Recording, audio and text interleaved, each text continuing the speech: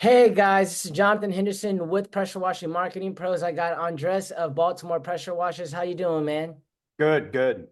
Hey, that's good. That's good. This guy can never stay out of the gym, guys. As you can see, as you can see, this guy got the guns, you know. But I'm so happy, Andres, that you were able to join me today, man. I know you've been a busy guy, and I think that your story and your experience working with us will really help a lot of users, man. So I really appreciate the time that you're taking out today to speak with me. Absolutely. Yeah, man. So let's talk about it right now. So Baltimore pressure washers, obviously you're in the Maryland area as well. So what got you started in the pressure washing? What got you Yeah. started in this whole thing? Yeah.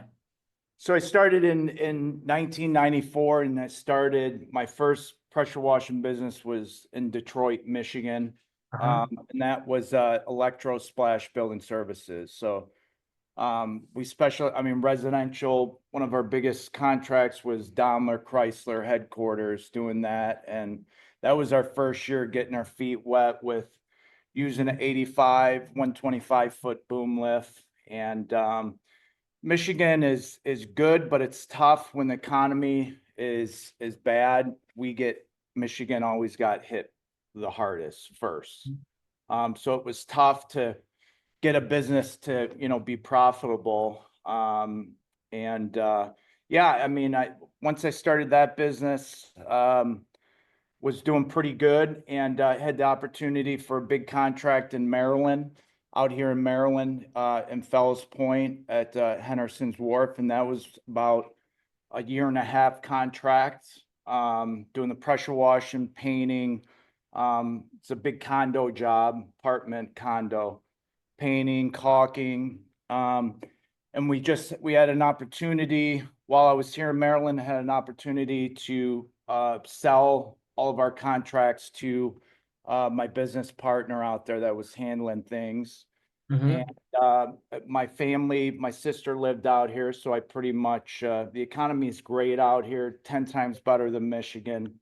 Um, here in Maryland, we have Pennsylvania, DC, Delaware, Virginia, all at our disposal. So it's a win-win if you can get creative, market properly, and find the right marketers to work with you that can produce leads. And yeah. So you got started there. So you guys are based out of Maryland. So when you first started, right, you said the economy, all of that, because you're right, Maryland, just a lot of those areas like Northern Virginia, Maryland, parts of Pennsylvania, those are just some rich areas. And so I Yeah. tell people is that one of the most important things is where your business is geographically located at. That can be like literally 80% of the game is where your geolocation's at. Because if I'm in somewhere like the middle of nowhere, like Joplin, Missouri, right, it's going to be very difficult for me to be able to get consistent lead flow in an area like that that just has small population and the market may not be the best, you know? Yep. Got it. Good thing. What was one of the toughest things that you had to do in terms of like starting your pressure washing business, just overall and marketing wise and getting jobs? Well, when I started, and a lot of the old timers started, the only marketing, we didn't have Google ads, local. We had, Ameritech Yellow Pages, Yellow Book, Valpak, and then flyers and, door knocking and, actually going into businesses and, introducing yourself and your services, Hmm. how, the customer could benefit from your services. So it was harder per se and more personable back then, but and it was harder to produce leads. Hmm. Um, so from then to now, it's night and day different. So if you have the working capital, and find again the right person to market for you, it's a win-win. I believe with Google Ads, if you got a good service and you know how to speak to people, you can be an overnight business success very easily. And that's still yeah, and you're right about that, but that's also still contingent upon the area that you're in too. Because if we run them Yeah. in Alaska, but you're right though, you can. I tell a lot of people if you want to get fast lead flow, especially if you're in your busy season, you want to just get the Google ads. Like people talk about SEO, all of that, which we'll talk about in a minute because we'll talk about the conversation that we had about your business in that sense. But I tell guys, just like you said, Google ads can be an overnight thing. And so you had that. So what struggles did you have with your marketing before like working with us? Well, we've been with a lot of marketers from, I won't mention names, but a couple companies in Florida, California. Um, During the heart of the season, which is, March through, October, I think any marketer that's experienced with marketing, it can produce leads. You know what I mean? But there's a plateau effect to where, like for instance with you, we had to, we just got so busy so quick Yeah. that we were outgrowing ourselves, with our trucks. And hardest part for us has been finding good quality people that, will show up to work, good driving records, so that no criminal backgrounds, within at least, I like to look at, at minimum 3 years. I don't want anything outstanding or recent. Um, so it's just hard to find good quality people. So yeah, I mean, we've been doing pretty good. And there's been times I've had to call you to kind of slow down the Google ads because we're just losing tons of money because I wouldn't be able to produce a proposal or an estimate. And the majority of our leads, obviously the commercial I would jump on very quickly, but the residential, there was just a point in time we were just flooded with leads. So yeah. Yeah, so it was too many leads at that point. And what conversation did I have with you, man, when we were first starting working with each other? I told you about the Google ads, and I told you because there's some guys out there that can't even market during the busy season, right? Yeah. And so I told you, I was like, look, dude, when you work with us, Andres, so we have all of that. Because I remember you had told me, you said, dude, I want to get this second truck up and running. So I said, this is the game plan right here, Andres. We also got to get some website SEO stuff. But what conversation, if you want to the users into that, because I have a lot of conversations with guys all the time about this, but it'd be good to hear from an actual successful business owner like yourself, man, to where we talk about, what conversation did I have with you in terms of like, Andres, this is what we need to go ahead and do in order to get that second truck out here. So I mean, Or I think, busy, I should say busy. You already had the second truck out there, but yeah. to keep it consistently busy throughout the entire year. I mean, just pretty much that you got to keep up with the leads and uh see our heart, it doesn't really, your outlook is a little different than, Okay. a business owners because it's time and there's only so much time in a day to be able to keep up. So, I mean, we've had lots of conversations where I've had to, put my foot down and say, hey, no, we need to, slow it down a little bit, not, I think we have a good relationship to where, I'm serious. If you, Yeah. and trust me, you don't hear, if things are going good, you'll never hear from me. But if things are, real good Or you know, bad.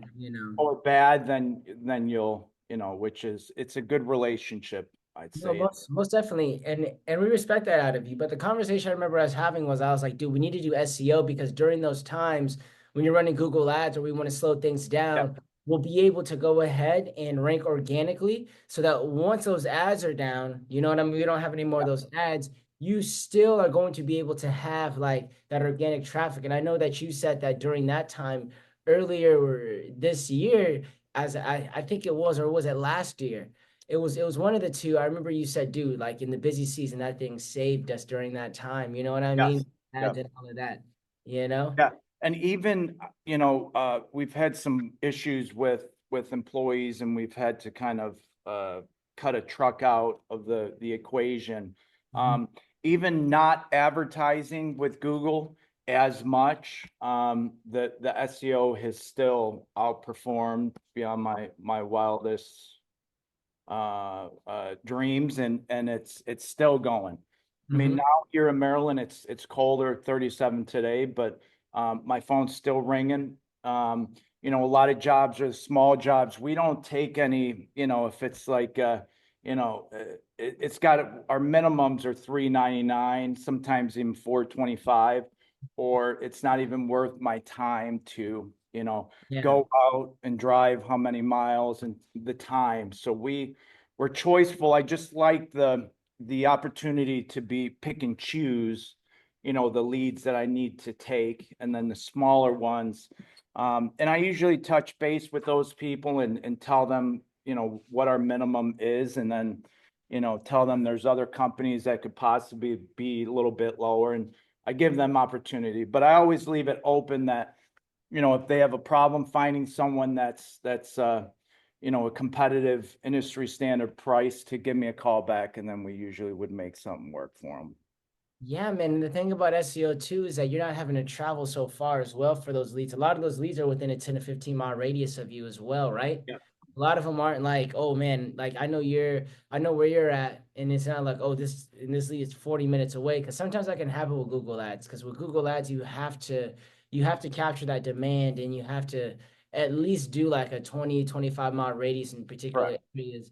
And some people may live outside that 20 to 25 mile radius, but their home or where they were searching at, whether it's they were searching within that 25 mile radius, but their home is outside that 25 mile radius, Right. you know what I mean? Or they were, searching, outside that, outside the radius, or they were searching inside the radius, but then after that, like I said, the home is outside of it or whatever it may be, right? So that's a good thing that we have the localized thing. Is there any advice that you would give guys, man, in terms of like how to find the right marketing partner and for marketing?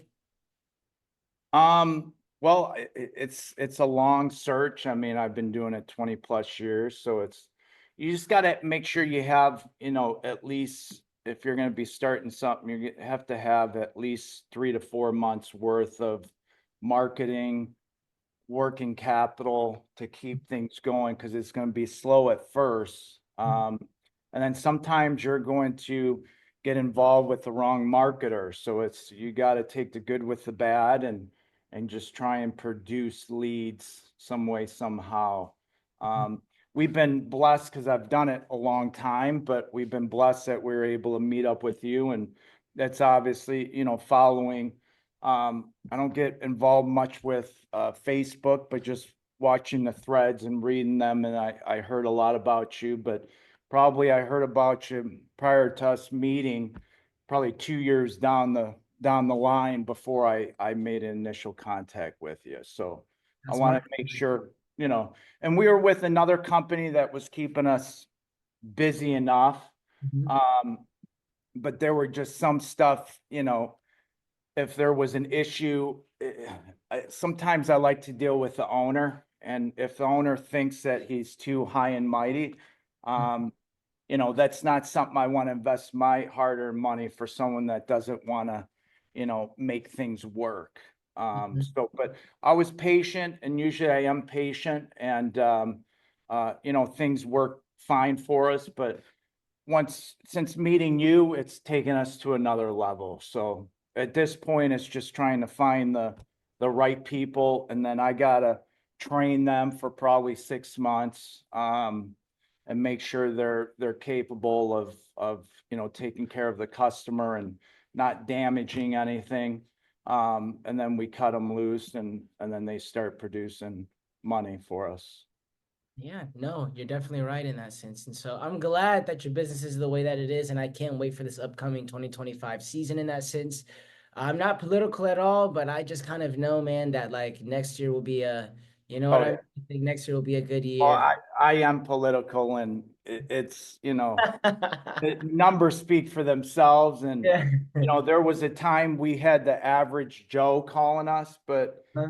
since this past uh, uh, ordeal we've had to deal with for the last 4 years, it's primarily companies, with money, and then people with lots of disposable income. And Well, I won't it's even say disposable income. They probably have the confidence now to utilize or to use a disposable income now. You know what yeah, I mean? So they probably yeah, had it, but they were like, we don't, you know, they didn't know what to do with it. And so always after an election, irregardless, it's always good to like get some certainty in place. You know what I mean? For the future in that sense, because I really think that these next, in my personal opinion, I think these next 2 to 3 years are going to really be booming for a lot of businesses. And so I look forward to it, man. And I look forward to you growing, Andres. You know what I mean? Absolutely. In terms of that. And so once again, I want to thank you for joining once again. And if you guys have any questions, concerns, thoughts, or comments, if you guys are watching on the podcast, leave them in the comments below. If you guys are watching on YouTube or anything else, leave them below. But yeah, Andres, like I said, thank you so much, man. We value you as a client and we want to continue to crush it for you, man. Same here, man. All right, then. All right, appreciate it. Guys, the next video.